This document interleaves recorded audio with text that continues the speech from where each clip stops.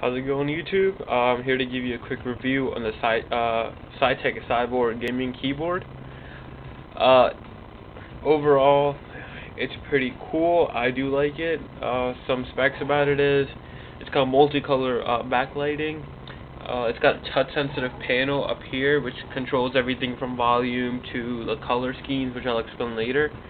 On some of the keys, there is a metal plating on top of the keys. They said that since these are mostly the most used keys in gaming, they don't wear out as much. From what I know so far, don't quote me on this, is all the symbols on the keys are lasered in. They're not painted on, so I don't think they would wear out anytime soon. It's got a very special cyborg mode. 12 programmable macro keys right here. Like mentioned here, there is a USB port in the back and headphones, and I believe it's 2.0 USB ports. And I'll show you the connections. Well, I don't think you really need to see them. If you want, if you don't believe me, here you go. Here's one right here with the 2 ports. Let me get a light for you there. There you go. And there's also one on the other side right here. It does have anti-ghosting capabilities, and it has a really nice wrist pad right here.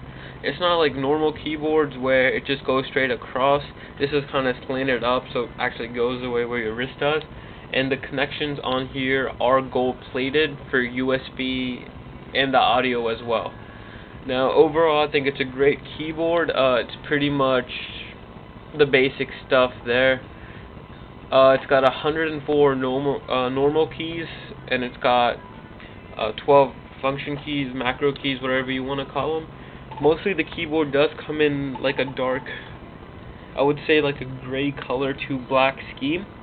Some great things about the keyboard, well, as the macros, you can pretty much go up to quite a number. You can just assign them to one key press, or like kind of like a chain of them. You can just have one thing is cyborg mode. If you press a button right here, it deactivates the Windows buttons, which don't come up, and when I turn it off right there, they do. So it's pretty sweet, and I'm just looking up the prices on Newegg. Currently it's $59.95 with free shipping, which is a great deal. I bought this for around $65. It's pretty sweet. It does have a touch panel up here. It's got a little symbol that tells you when the Windows logo is deactivated. When it's lit up, it's off. The light button, it just turns off the light on and off. Volume, which is really helpful. Now, I don't have the drivers installed, but so when I do turn the volume up and down, the bars don't go down with it. But it does work. Oh, my song ended. But it does work, see? And it's a touch panel, you don't have to press down it at all. You can mute. You got the play, pause, and forward or back, whatever you want to call it. There's a cyborg button right there. It's again touch, and this is the coolest part about the keyboard. Here you have different sections. You have the macro buttons here, the numpad right there, the arrows, the body of the keyboard, and the WASD buttons. Each one of these, when you can press here, suppose I want to change the color scheme of this right here, right? The main body. All I have to do is press it, it highlights red. I press the button at the bottom, and I can change it here, up and down, to different colors. There's a combination of 6. It goes from like green right here to a very light green, yellow, red. Well, that was amber. This is red. Then back to like a orange red. It's kind of hard to explain the colors, but you can do any combination, and every single one of these sections can be changed differently. I can have this green, and I can make this, let's say, I just press a button here, and I can make that yellow, whatever color I want. You can also change the intensity of the lights, just up and down, or you can completely turn them off. I don't know if you can really notice it too well with the camera, but overall it's a great keyboard. It's very comfortable, and it's a good buy. If you can find a good price on it, it's definitely worth it. Now, it's meant to compete with like the Logitech G15 and the Razer boards. I mean, there are a lot of good things about this and about all the other keyboards as well. It doesn't have an LCD screen, but one thing I never did understand about like the G15 is, why do you need a screen to show how much ammo and health you have when you can always just look on your monitor anyway?